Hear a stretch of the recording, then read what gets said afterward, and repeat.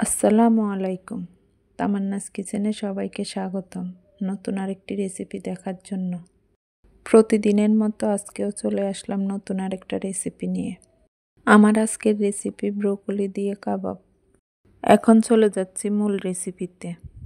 এখানে কিছুটা ব্রোকলি আর একটা গাজর হালকা সিদ্ধ করে নিয়েছি। ব্রোকলি আর গাজরটাকে খুব মিহি করে কুচি করে নিতে হবে। ব্রোকলি আর গাজরটা কিছুটা দানা দানা থাকবে, তাহলে খেতে ভালো লাগবে। শুধু ব্রোকলি দিয়ে ওই কাবাবটা বানানো যায়। আমি কিছুটা গাজর কুচিও দিয়ে দিলাম, দেখতে কালারফুল হবে। এখন দিয়ে দিব কিছুটা পেঁয়াজ কুচি, কিছুটা কাঁচামরিচ কুচি, আপনাদের জাল বুঝে দিবেন, কিছুটা ধনেপাতা কুচি। দিয়ে দিচ্ছি 1 কাপ ব্রেড ক্রাম্বস। ব্রেড ক্রাম্বসের পরিবর্তে বিস্কুট গুঁড়াও দিতে পারেন। দিয়ে দিব 1/2 চা চামচ গোলমরিচ গুঁড়া, স্বাদ মতো লবণ দিয়ে সব কিছু এবার ভালোভাবে মেখে নেব। সাথে একটি ডিমও দিয়ে দিয়েছি। সব কিছুকে খুব সুন্দর করে মেখে নিতে হবে। মেখে নেওয়া হয়ে গেলে এবার কাবাবগুলো বানিয়ে নেব। কিছুটা পরিমাণ মিশ্রণ নিয়ে 2 হাতের সাহায্যে কাবাব শেপ দিয়ে নেব। আমি মিডিয়াম সাইজে কাবাবগুলো বানিয়ে নিয়েছি।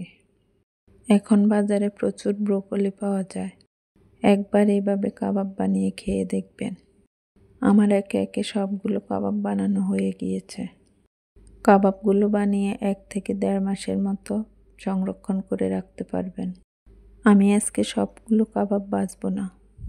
একটা ছড়ানো প্লেটের মধ্যে কাবাবগুলো দিয়ে ডিপ ফ্রিজে 2-3 ঘন্টার মতো রেখে দিব। কাবাবগুলো যখন হালকা শক্ত হয়ে আসবে, একটা বক্সে করে রেখে সংরক্ষণ করে রাখতে পারবেন 1 থেকে 1.5 মাসের মতো। চলুন এবার বাকি কাবাবগুলো ভেজে নিই। চুলায় একটি প্যান বসিয়ে তার মধ্যে পরিমাণ মতো রান্নার তেল দিয়ে দেব। তেলটা ভালোভাবে গরম হয়ে আসলে একে একে সবগুলো কাবাব দিয়ে দিব। কাবাবগুলো দেওয়ার পূর্বে অবশ্যই তেলটা ভালোভাবে গরম করে নিতে হবে। তেল ভালোভাবে গরম না হলে কাবাবগুলো খুলে যাওয়ার সম্ভাবনা থাকে। কাবাবগুলোর এক পাশ গোল্ডেন কালার হয়ে গেলে উল্টিয়ে দিব।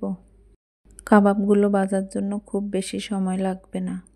ব্রোকলি আর গাজরটা আগে থেকেই সিদ্ধ করা ছিল।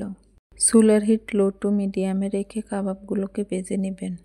কাবাবগুলোর 2 পাশ যখন গোল্ডেন ব্রাউন কালার হয়ে এসেছে, এইবার তেল থেকে কাবাবগুলোকে উঠিয়ে নিব। বাস তৈরি হয়ে গেল মজাদার ব্রোকলির কাবাব। উপর থেকে মুচমুচে আর ভিতরে সফট। এই কাবাবগুলো খেতে অসাধারণ লাগে। বিকেলে চায়ের সাথেও খেতে পারেন এই কাবাবগুলো। পোলাও বা ভাতের সাথেও খেতে পারেন। রেসিপিটি আপনাদের কেমন লেগেছে কমেন্টসে জানাবেন। আজকে এই পর্যন্তই। দেখা হবে অন্য কোনো ভিডিওতে অন্য কোনো রেসিপি নিয়ে। সে পর্যন্ত সবাই ভালো থাকবেন, সুস্থ থাকবেন। আল্লাহ হাফেজ।